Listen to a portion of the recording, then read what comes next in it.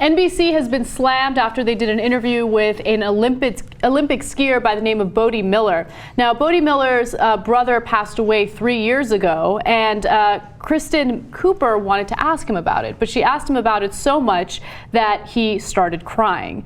So after that happened, someone from the Associated Press commented on it and said it was tone deaf and cruel and short-circuited the thoughtful, intelligent perspectives Miller had started to offer until he couldn't talk anymore.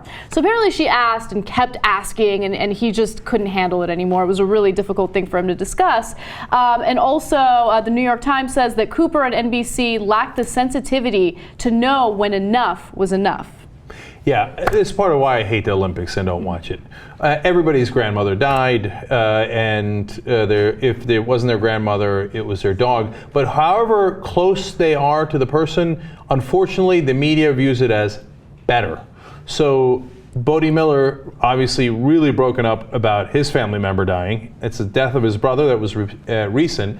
So wow, it's really close to him. Okay, let's get in his face and let's just keep asking him questions until we get that emotional, touching moment. It's tragedy porn. It's tragedy porn, but I don't think that it's unique to Olympic coverage. I think that it's something that you see throughout the press, especially mainstream press. You want to have the emotional element to the story because people are addicted to it. That's what keeps them watching. So with anything, I mean, that's why a lot of news stories get sensationalized, because straight news reporting is boring oftentimes. Like, what do? You interview him and you say, oh, cool, you won the bronze medal. That's really exciting. How do you feel? And look, to be completely honest with you, I would be bored with that interview, right? But at the same time, I don't think that it's right for reporters to try to sensationalize things or to exploit a really dark part of someone's life unless that person willingly wants to talk about it. You know who's a great sports reporter is Jim Gray. I don't know if you guys remember the interviews he would do after sporting events, especially in boxing. Mm-hmm. I mean, he would get right up in Mike Tyson's face as Mike Tyson was about to lose his frickin' mind.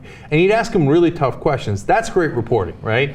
But it wasn't like, hey, did your puppy die last week? And, and it was, and then if you get an interesting response, as by the way, Aaron Andrews did with Richard Sherman, you shouldn't jump down the guy's throat. Obviously, everybody's heart goes out to Bode Miller in this case, and they're trying to protect him, right? Mm-hmm. But no, the one part I disagree with you on is it's definitely more in the Olympics. So will you hear a story from time to time about some football player and the tragedy that he suffered? Look, more often than not, with football players, etc., and baseball players, is the crazy stuff they did. What kind of drugs did they abuse? Steroids, this, that, the other thing. Okay, are they gay? Are they not gay? Are they, I don't know, whatever, right? But it's not like, oh my God, his aunt died a year ago. Or it happens sometimes, but I don't need that for the game to be interesting.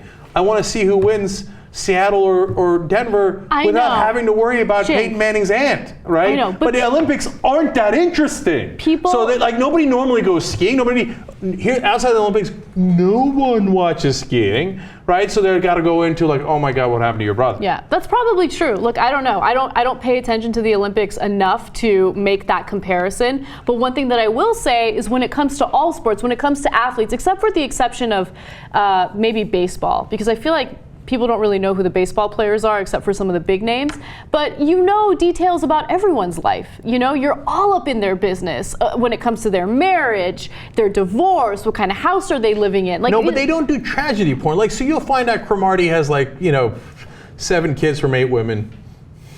Work with me. Okay, but that's not like, oh my God, Cromartie, how did you feel about your 7 kids from 12 women after the game? Right? It's just an interesting story, and these guys are celebrities at this point, right? But it's not because you need that to make the football more interesting. A couple of things. First, Bode Miller brought it up. He brought up his brother's death first, so I give the reporter a bit of a pass.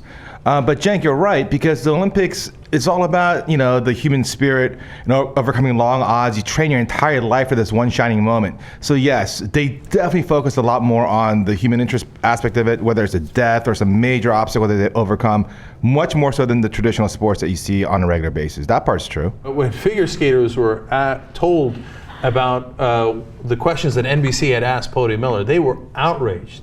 Here were some of their reactions.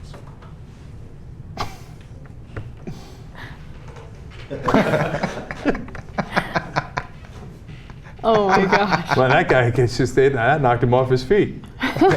He's horrified. They said, what about Bode Miller? Just having fun, okay? Line it up a little bit.